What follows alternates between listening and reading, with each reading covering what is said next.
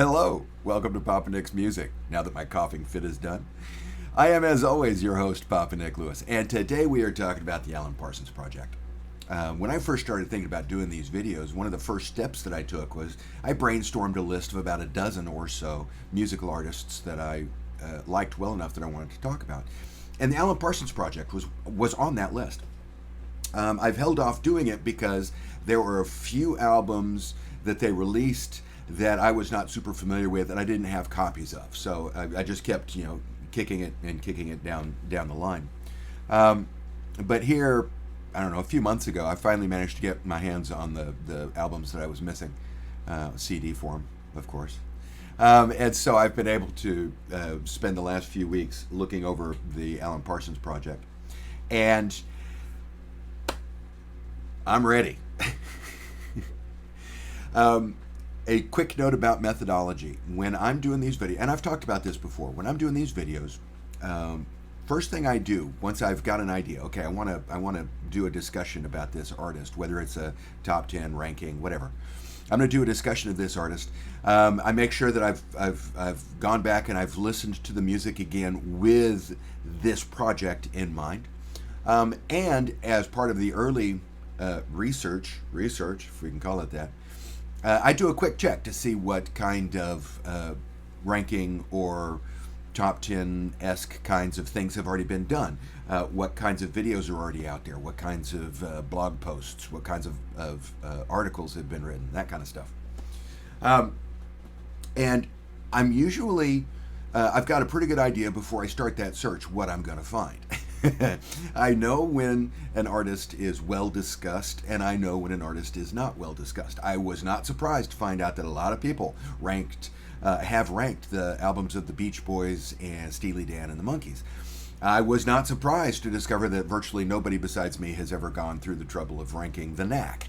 Okay, so I know, but I just kind of assumed because Alan Parsons Project was always one of those artists that I liked, but I didn't really know anybody else who liked their albums. And so I just kind of assumed that, this was going to fall more on the Knack side of the continuum than the Beach Boys, Monkees, Steely Dan side. And man, was I wrong. There is a buttload of content out there ranking these albums. Now, as you will also know if you've watched any of my videos before, as soon as I discover that an artist has been ranked to death, one of the things I do is I watch enough of the rankings to make sure that the discussion that I've got is going to add to the conversation. I don't want to. If I could summarize any given video by saying, oh yeah, go watch, Pete Pardo on Sea of Tranquility did this, he ranked these and got them in the same order, so go watch his, right? If I could do that, then I'm not going to want to rank those albums. There has to be something different to justify the fact that I'm taking up my time and your time in doing this. And so I was a little bit concerned when I saw how many Alan Parsons Project videos there were out there, until I started watching them and I realized, man, these things are all over the place. There is very little consensus as to what the top album is. There is very little consensus as to what the bottom album is, which is surprising. You don't have that very often. There's a lot of variety in these videos, in these articles and blog postings and whatnot. And I think I know why this is. The Alan Parsons Project is not your typical recording artist, right? It's not a band in the truest sense of the word. Very quick, so I'm doing this on a time budget. I'm keeping an eye on the clock. Very quick thumbnail sketch history of the band. You've got Alan Parsons and Eric Wolfson. They're both working for EMI, I think, at Abbey Road. I'm not sure who actually owns and runs Abbey Road. I have known it, I have seen it written, and it doesn't register. But they're both working for the recording company. Alan Parsons has been producing. He started out as a recording engineer, worked on Beatles albums. He worked on Let It Be. He worked on Abbey Road. If you watched Peter Jackson's refurbishment of the Let It Be footage, you can see in several spots Alan Parsons hanging around in the background there. He came to prominence when he was the recording engineer for Pink Floyd's Dark Side of the Moon, right? So was a very bright, very much in demand recording engineer who then took a step up to producing. He was producing the likes of Ambrosia. That's how much I feel for you, baby. Now, he didn't produce that song, but it's that band. That's one of their later hits. He produced Pilot. Oh, oh, oh, it's magic, you know. And he did produce that song. He produced albums by Al Stewart. Year of the Cat, one of my favorite albums. Alan Parsons produced that. So he was starting to get work as a producer. He's working for the record company. Like I said when I started this, he meets Eric Wolfson. They're sitting around there having tea, and Eric Wolfson was a songwriter / musician who was working for the same recording company and was looking to break out and become a manager. So you've got Alan Parsons, who's looking to break out and become a producer. You've got Eric Wolfson, who's looking to break out and become a manager, and they decide to join forces and break out together. Eric Wolfson is the managing brains behind it, and Alan Parsons is the producing brains behind it. They have Eric Wolfson has this idea for an album that is music based on stories and poems of Edgar Allan Poe, and he talks with Alan Parsons, and Alan Parsons likes the idea, and so they're working on all that music. Eric Wolfson goes out, gets a recording contract to do the one album. They get together, they do the album, and then they move on. Now, the whole idea from Parsons and Wolfson's perspective was that this was not going to be a band. These were not going to be albums that were centered around the recording artist. These were going to be albums that were centered around the producer. And that's the producer was going to be above the fold, right? It's not, you're not buying this album to listen to this singer. You're not buying this album to listen to this guitarist. No. You're buying this album to listen to this producer. And so the original idea was that they would not have a set lineup of performers, that they would pick and choose depending on the project that they were working on.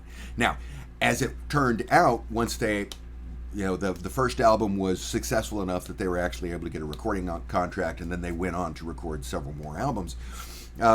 They ended up using the same musicians over and over again. They had a fairly tight nucleus. They have Eric Wolfson, who's a very good pianist. Alan Parsons himself on synthesizers. Alan Parsons is a much better musician than you would think he is. They had David Payton on bass. They had Ian Berenson on guitars. They had Stuart Tosh at the beginning, and then Stuart Elliott later on drums. Tosh, Berenson, and Payton were the nucleus of the band Pilot, right? And so yeah. That voice, oh, it's magic, that's David Payton, the bassist, singing that. So they've got this nucleus of musicians that they're using consistently, but they rotated in singers. And so that's where the variety came in. Because of this, the Alan Parsons Project never really had a public face. It never really had a public image. It was just the music. You didn't have the one singer that everybody could fixate on. You didn't have the one guitarist, or you didn't have that. The only person who was readily identifiable with the project to the average person was the producer. And that's like, no.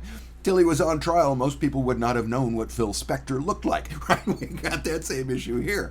And so, because the Alan Parsons Project never really had that kind of image, they weren't really pop stars or rock stars. They were just churning out music. And so the people who like them, and I'm being very generous when I overgeneralize here, but the people who like the Alan Parsons Project like them because of the music. They aren't attracted by the theatricality or the flash, because there isn't any. It's just the music. Which means that generally Alan Parsons Project fans fall into two basic camps. Again, I'm really horribly overgeneralizing here, but camp number one is the prog rock camp. Alan Parsons Project is like the poster child for a certain kind of prog rock, art rock it is often called. where the emphasis is on the musicality, the orchestrations. You've got actual orchestras playing with all of this stuff, and it's just very think early ELO, that art rock. So you've got some fans that are coming in from the prog rock perspective, but they also were cranking out pop hit after pop hit after pop hit. So you've got some fans who are coming in because they just like a good, well-crafted pop tune, and these guys knew how to do that. So you've got people who are attracted to the music for very different reasons, which gives you very different rankings. So I feel comfortable doing my ranking. It is possible that somebody out there will have the same ranking, but I haven't seen it yet. Before I get into the ranking, though, we have the subjectivity notice. All artistic appreciation is subjective. There's no such thing as objectively good or objectively bad art. There is only art that I like and art that I do not. And as long as we keep that in mind, this is a wonderful, entertaining, and instructive conversation. As soon as one or the other of us starts thinking in terms of being right and wrong, that's when everything goes off the rails. So let's not do that. It's all a matter of taste. And I mean that literally. It is all a matter of taste. Secondly, we need to talk about the ground rules. Fingers are pointing at two different things, but I don't care. I'm on a time budget. We need to talk about the ground rules. Here at Pop and X Music, when we rank albums, we rank original studio albums that have as their primary purpose being a collection of songs. So original, no compilations, no reimagines, none of that stuff. Studio, no live albums. Albums has to be a full-length album. Has as its primary purpose being a collection of songs. So that's what I use to get rid of things like soundtracks and Christmas albums, tribute albums, stuff like that. So none of the compilations. There's a metric shit ton of Alan Parsons Project compilations out there. We're not going to look at any of them. We're just limiting ourselves to the studio albums. They didn't do any live albums. They didn't. Alan Parsons has since done a live album or two.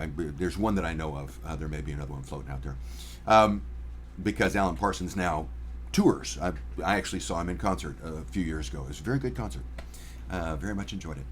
But they didn't release while Alan Parsons Project was a recording entity. They didn't release any live albums. So we don't have to worry about that. They didn't have any EPs. We don't have to worry about that. Albums. There are two albums that are normally credited as Alan Parsons Project albums that we are not going to include here. First is, and I'm going to be doing the pop-ups on these because I don't have copies of them, but the first is the Sicilian Defense. The Sicilian Defense was written as part of a negotiating ploy that Eric Wolfson and Alan Parsons were using as they were trying to get a better contract for the back half, right? They had recorded the first handful of albums and they were getting ready to do the next handful of albums, and they were trying to get a better deal for themselves.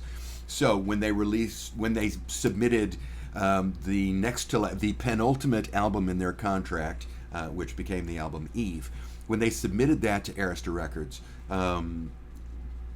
okay, here's our album. They went ahead and submitted the Sicilian Defense at the same time. And the whole point of it was to be a piece of crap that was so bad that Arista would say, okay, yeah, you made your point. Let's revisit this. Alan Parsons has said in innumerable interviews that if it were up to him, it never would have been released at all. And I can understand that. There are a lot of people who like it, and there are bits of it that are nice, but it is not an Alan Parsons Project album. It's alternating. One verse is Alan Parsons noodling on synthesizers, creating little loops, and then the next one is going to be Eric Wolfson playing in effect a New Age Wyndham Hill solo on his piano, and then it goes back to noodling and New Age, noodling, New Age, and it just ping pongs back and forth between those.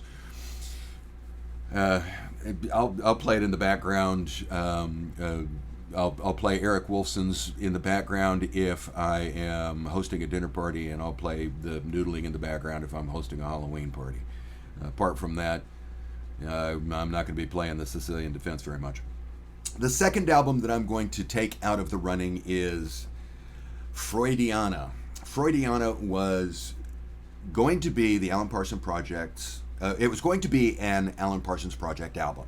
Alan Parsons produced it. It uses the same group of musicians that they were working with. They had swapped a couple out, but it was the lineup that would have been on an Alan Parsons Project album at that time. The main difference here is that all of the songs, save one, are written by Eric Wolfson. They're not written by Wolfson and Parsons. It's just Eric Wolfson. And while Eric Wolfson wrote the majority of the music that they recorded, as far as I can tell, Alan Parsons at least contributed bits and pieces enough to where it was a logical decision to give him half writing credit. But that's not the case here. On Freudiana, there's one song that Alan Parsons wrote, and everything else is an Eric Wolfson song. And some of the songs are decent. I'm not saying it's a crap album or anything like that. It doesn't fit in with the mold. It is much more of a musical theater soundtrack cast album. Is much more what it's like, and that's not Alan Parsons Project. So I'm taking those two out. I am saying the Sicilian Defense is crap. I'm not saying Freudiana is crap, but I am saying that I don't consider either one to be an Alan Parsons Project album. Okay? So when we take those two out, that leaves us with 10 albums. You ready? Okay. It's early enough in the day, and this is not a top 10, so I'm not drinking Schofferhofer. Instead, I'm drinking Lipton's Diet Green Tea. That's good tea. Coming in at number 10. Okay, now, if you've watched one of my ranking videos before, you know that when I start thinking about relative quality of albums, what I do is I think in terms of letter grades. C is average, normal, typical, run of the mill. It's a workmanlike effort. It's what you'd expect from a professional. A is the best possible. F is the worst possible. All of these albums are B and better. I've got my first 1, 2, 3, 4 that are B's. The rest are all A's. This is a solid canon here. This is a solid discography. I'm not going to go quite so far as I did in my Steely Dan video when I said, hey, pick an album and jump in, and no matter where you start, you're going to love it. I'm not going to go that far, but it's as close to that as we've had in all of the videos that I've done. The overall level of quality among these albums is really, really high. And I bring this up because my first album is flirting with a C. But it's not flirting with a C because the music is bad quality or anything like that. It's flirting with a C because, here is my note, the music is excellent, but Jesus Christ, are the lyrics rat bastard misogynistic. Eve from 1979 is the cellar dweller in the Alan Parsons Project canon, as far as I'm concerned. If we could remix this and just get rid of all of the problematic lyrics, hey, this is great, because it sounds good. But the Alan Parsons Project, for the most part, are famous for concept albums, although that's really stretching the word concept beyond its structural integrity. They're more heavily themed albums. And the theme of this album, originally their idea was, Wolfson's idea was that he was going to write an album of songs about famous women from history. And it turned into an album about, womanhood and the, strong women and all this sort of stuff. It's what they tried to do. What they ended up doing was this horrible caricature of, it's just, geez, there are lyrics on this that it just amazes me. This album is the only album that features female vocalists. There are 2 women singing songs on here. One of them is Claire Torrey, I think I've got that pronounced correctly, who sang Great Gig in the Sky. She's the one doing the vocalizations on Dark Side of the Moon. She sings one of the songs on here. Off the top of my head, I don't remember the singer of the other. And how they got either of those to sing those songs is just beyond me, because, oh my God. Take me. I can't recommend it, so that becomes, I want to give it a C. But the quality of the music, it should definitely be a B album. So, but it's coming in number 10. Number 9. Most people who rank these albums that I've seen, this one is a fairly popular one to be in the bottom half, and that is the last proper Alan Parsons Project album, 1987's Gaudi. I'm giving it a B minus. One of the strikes I have against it is that David Payton is no longer playing the bass, and I think David Payton's a hell of a bassist. If he's not playing the bass, he's also not singing on it, and I think he's a hell of a singer. Second strike against it is that Chris Rainbow, who is probably my favorite singer who's associated with Alan Parsons Project, does not have any lead vocals. He does a lot of background vocals, but he doesn't have any leads. So we're already starting out with 2 strikes. Marry up those 2 strikes with the fact that most of the songs are boring, and my note is 2 strikes. Songs are boring, you're out. We do have a lot of good Ian Berenson guitar work throughout, but overall, the only song, there are 2 songs on it that I will recommend. Too Late, the lead vocal by Lenny Zakatek, who is probably the vocalist. Lenny Zakatek and Eric Wolfson are the 2 vocalists who are most, I think, readily identified with the Alan Parsons Project. As we go on later, I'll point out Lenny Zakatek songs. You'll know it. So the Too Late is the Lenny Zakatek song on here, and then the final track, Paseo de Gracia, Paseo de Gracia, I guess, which is an instrumental that is based on the a lot of the riffs and such from the opening track, La Sagrada Familia, which is really popular among fans, and I can't figure out why, because, oh man, it's 8.5 minutes of me waiting for the song to be ending. Anyway, number 9, Gaudi. Number 8, from 1985, we have Stereotomy, one of 2 albums that they released in 1985. Some confusion about that. We'll get to that later. My big complaint with Stereotomy is that we don't have any Lenny Zakatek on here, and I love me some Lenny Zakatek. We do have some good songs. We've got Stereotomy, the title track is a good song. Beaujolais is a good Chris Rainbow sung song. Ian Berenson does wonderful work in the real world. It's a solid album. I like listening to it. It's just not, it doesn't have the highs that the albums following it have. Okay. Number 7. Putting Eve at number 10, I think, is going to get a lot of negative commentary going in the comments, and I'm sorry about that. I think the people who rake me over the coals for that are going to, they'll say, well, you're being too harsh on the lyrics, but it's not really arguable. Those are some rat bastard lyrics on that album.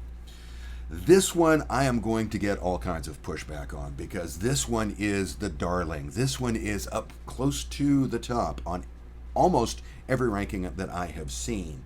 And that is the album that started it all, 1976's Tales of Mystery and Imagination. I'm giving this a good solid B+. It is a good album. I do recommend that people get it. It is enjoyable to listen to, with a couple of exceptions. The problem I have with it is that nothing in the album just jumps out at me. Nothing in the album really connects with me. The version that I've got has the Orson Welles narration. It's not the actual original version, for whatever that means for you. But the part of it is that I am a literature nerd. I know my Poe. I have studied my Poe. I've read a lot of Poe, and there is absolutely nothing in any of this that makes me think Edgar Allan Poe, except the obvious references. When we start talking about a raven and start trying to look for words that rhyme with nevermore, okay, yeah, that's Edgar Allan Poe.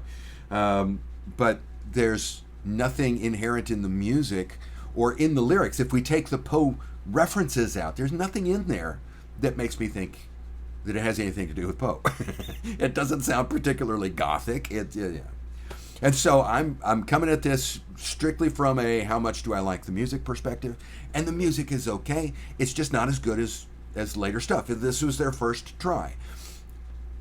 Makes sense that it's going to get better as it goes. That being said, on here there are 2 elements of the Followed the House of Usher suite on side 2. Arrival and Pavan, I like both of those, but the Telltale Heart makes me laugh. The guy singing it is very theatrical and screams, and apparently based a career on that, and man, it amazes me. When I went to see him in concert here a few years ago, he and his band did a version of Dr. Tar and Professor Feather that was a huge crowd pleaser. Everybody loved it. Oh. And I'm like, yeah, okay. Move on. Number 7, Tales of Mystery and Imagination. Number 6 is from, this is my first A album. I'm giving it an A-, from 1978, and that is Pyramid. Pyramid is a really good album. Doesn't have much in the way of a theme. Then most of these albums don't really have. I mean, we're having to manufacture the theme, the concept, if you will. But overall, this is a really good album. We've got a couple of stinkers on here, but I'm looking at my notes. The stinkers. It's easier to point out the stinkers than it is. I need to activate my cursor. There we go. It's easier to point out the stinkers than the good stuff. The stinkers are Pyramania, which is just goofy. And the instrumental on here, Hypergamma Spaces, is goofy. I got to do a quick aside for Hypergamma Spaces. Every once in a while, when I'm listening to one of these Alan Parsons Project instrumentals, for the most part, I like their instrumentals, okay? But every once in a while, I'll hear a little bit of it, and it will remind me of cheesy 80s, mid 70s up through the mid to late 80s movies that like direct to video, that are the kinds of things that you would expect to see that originally filmed in, say, Italian and poorly dubbed. The kind of film that you expect to see being dissected on Mystery Science Theater 3000, right? One of these movies that MST3K did is called Cave Dwellers. And it has this opening that is, bits and pieces footage from the first movie. This is actually a sequel. Jesus Christ. And they're playing this really cheesy synthesizer music. Hypergamma Spaces reminds me of that. It's like, this is, direct to video music. So we take those two songs. Everything else was fantastic. What Goes Up is great. One More River. Can't Take It With You. Good stuff. A lot of good stuff on here, and only 2 stinkers. So, okay. Now we're in my top 5 here. These are all A to A+ albums. These are all very strongly recommended. These are all, they're not perfect albums, but I can make a good argument for each one of them. So, coming in at number 5, it's straight up preference.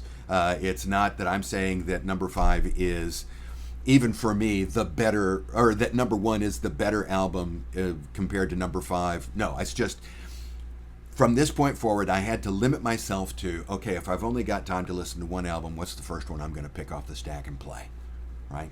Okay. So coming in at number 5, from 1977, we have iRobot.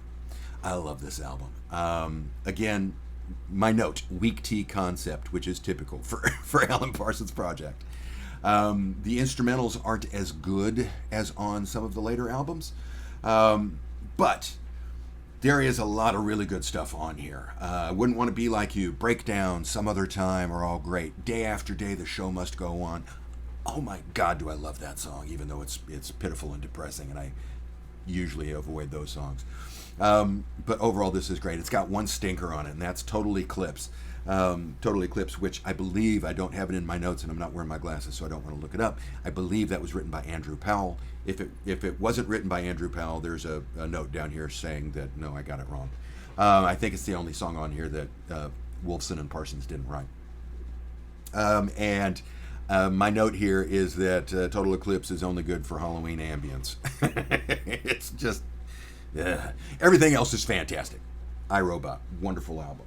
Okay, starting with number 4, I've got these things on vinyl because I had them way back in the day. Coming in at number 4 is the other album from 1985, and that is Vulture Culture.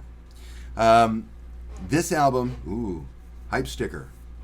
Ooh, cutout bin notch. All the best albums in my collection have cut out band notches. Vulture Culture was released in 1985. According to some sources, it was released in 1984, according to a few others. The copyright date on the album itself is 1984. I've seen more references to it being released in 85 than in 84, and the Alan Parsons Project website identifies it as a 1985 album. So I'm comfortable saying that it was released in 1985. I'm giving it, as with iRobot, a straight up A. One of the comments that I have seen crop up a lot in the ranking videos is that out of all of these albums, this is the one that doesn't have orchestration by Andrew Powell. Andrew Powell, the Total Eclipse guy from the previous album. Andrew Powell arranged the orchestrations for most of these and conducted the orchestra. And he's got a very distinctive sound. The orchestrations that he does, the arrangements he does, are very distinctive. He relies on horns more than most people who are arranging orchestral backdrops for pop songs do. So there's no Andrew Powell on there. It's much more synthesizer than orchestra. But I love it. That may be true, but I love this album. My note is, this may not be a fan favorite, but I love this album, all in caps. There's one song on here, or actually two songs on here, that I'm a little mediocre towards. One is the instrumental Hawkeye, which is, my note, bog standard Alan Parsons Project instrumental. It's not bad, but there's absolutely nothing about it that makes it stand out from the crowd.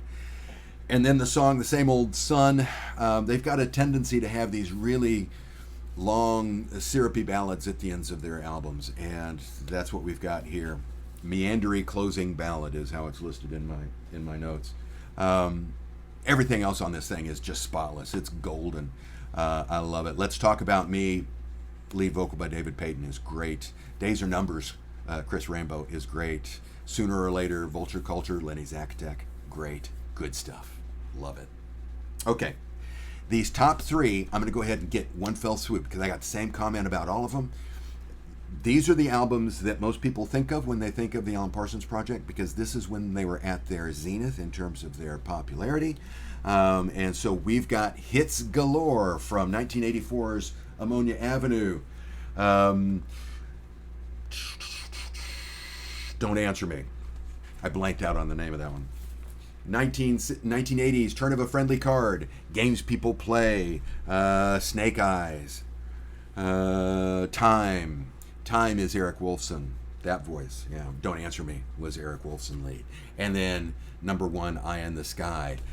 Eye in the Sky, the title track, Sirius, the instrumental that leads into it that everybody knows if they've watched a sporting event. I've got the same comment about all three of these albums. They're all fantastic albums. They're all borderline perfect. Ask me on any given day and I will tell you whether or not it's perfect. And that it does vary from day to day. But these are fantastic albums. Top to bottom, fantastic. We've got the occasional song that I am tired of, so I will skip it. And I can't quite decide if that's a skipper or not. On Eye in the Sky, the potential skipper is Silence and I. On Turn of a Friendly Card, the potential skipper is Time. And on Ammonia Avenue, it's the title track, Ammonia Avenue. So on all three of them, we've got a long ballad that I'm not sure of. And because I'm not sure of it, then I can't say it's a perfect album. But on most days, I'm perfectly fine with it, and I'm perfectly comfortable saying that these are all perfect albums. But my number three, Ammonia Avenue. My number two, Turn of a Friendly Card. My number one, Eye in the Sky. And that's how I see the Alan Parsons Project albums. Just in time. Thank you for sticking it out with me today. If you've got comments, if you want to if you've got some suggestions for where I've gone wrong in my ranking, drop them down below. I always love to hear from you. I always love that conversation. Just don't tell me I'm wrong. I won't tell you you're wrong if you don't tell me I'm wrong. Thank you again for watching. Click the like button down there. Click the subscribe if you haven't already. Click the notification bell. If you do subscribe, I would appreciate that. It's free. We might as well support one another. Thanks again for watching today, and I hope that the rest of your day is uneventful. See you soon.